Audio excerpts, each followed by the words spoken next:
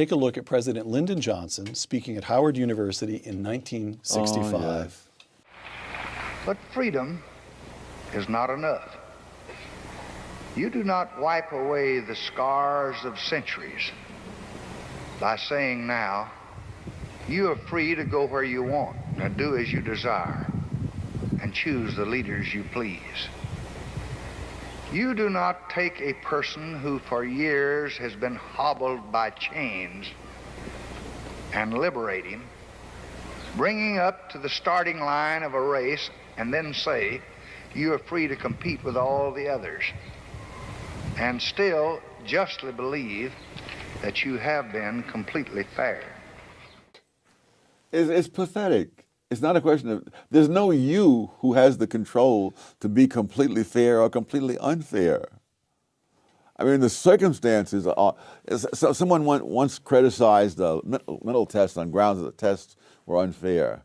And I think it was David Reisman who said, the tests are not unfair, life is unfair, and the tests are measuring the results. But who has control of life?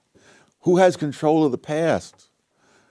Who has control of the culture that people have in the present, which they've inherited from the past?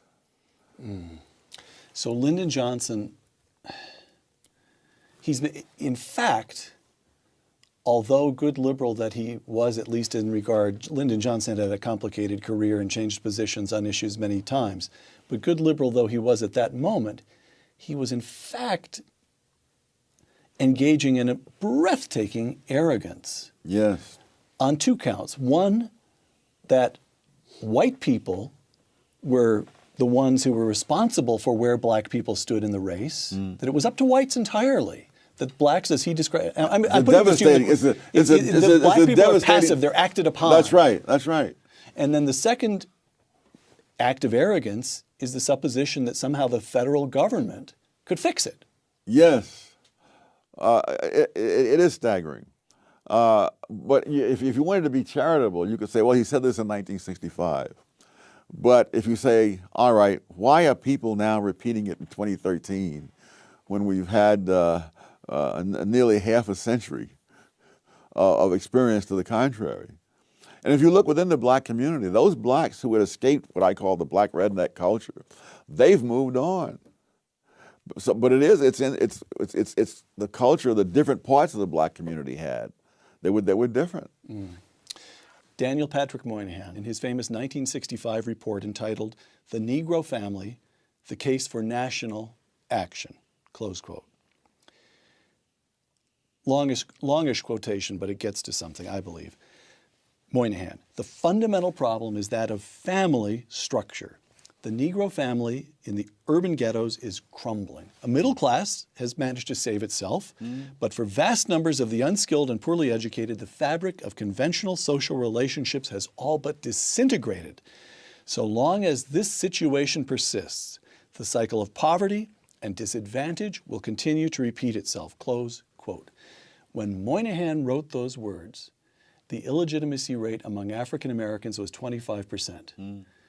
Today, the illegitimacy rate among white Americans is 36%. Among Hispanics, more than 50%, and among African Americans, more than 70%. Yes. Aside from throwing up your hands in despair, what is to be done? The first thing to be done is to understand that this was a result of policies begun in the 1960s. This is not a legacy of what happened 100 years before the 1960s.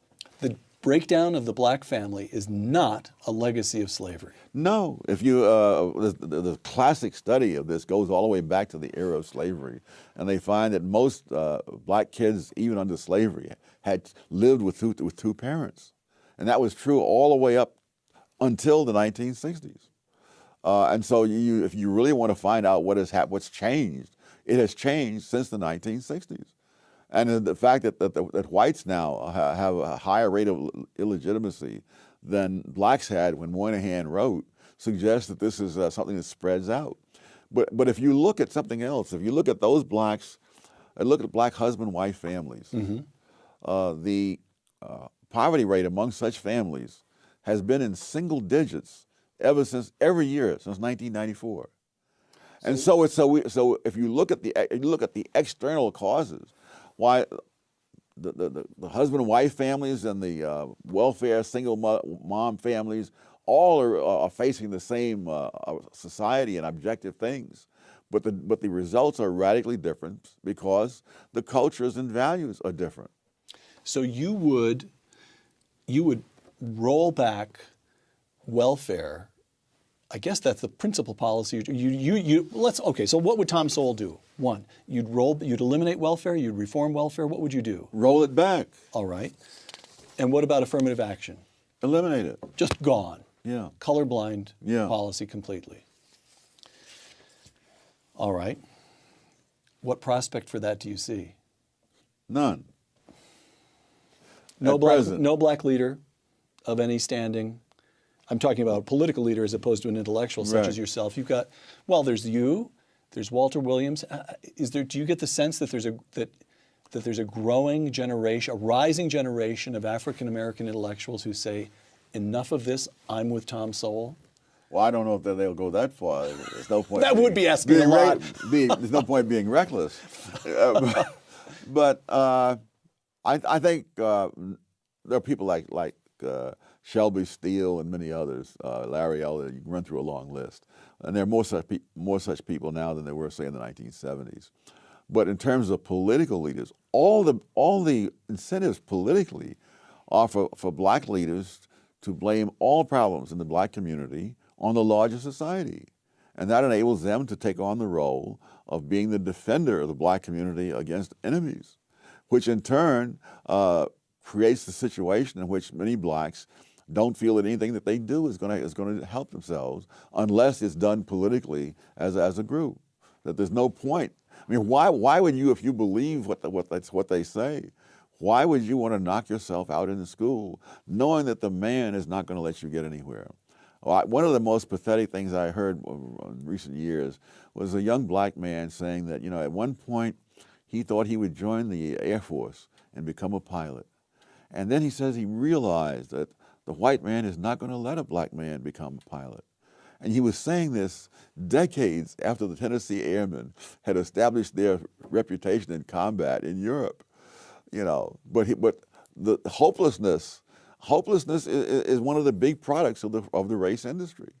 That you have no chance. I remember giving a talk at Marquette, and at the end of the talk, among the questions that was asked, a young black man got up and he said, "Even though I am graduating from Marquette University, what hope is there for me?" And having gone through college when I was in the 50s, I don't remember any blacks saying that in the 1950s, when there was a lot more obstacles to overcome than there were when this guy is graduating from Marquette. But you have to produce that kind of feeling in order to serve the interests of those in the race industry. Final question then. Maybe we can think in terms of that young man at Marquette. Or let's put it this way. Somewhere watching this interview, there's a young Thomas Sowell. There's an African American who's smart and wants to do something with his life. It seems to me we've already got one piece of advice you'd offer to him is stay away from the races industry. Stay away from the race hustlers. What advice would you give a young Thomas Sowell? How do you make something of yourself as an African American in America today? The way anybody else would. You equip yourself with skills that people are willing to pay for. All right. Thomas Sowell, author of Intellectuals and Race and Black Rednecks and White Liberals. Black Rednecks and White Liberals, and the author of another 24 other books, every one of them worth reading. Dr. Thomas Sowell, thank you.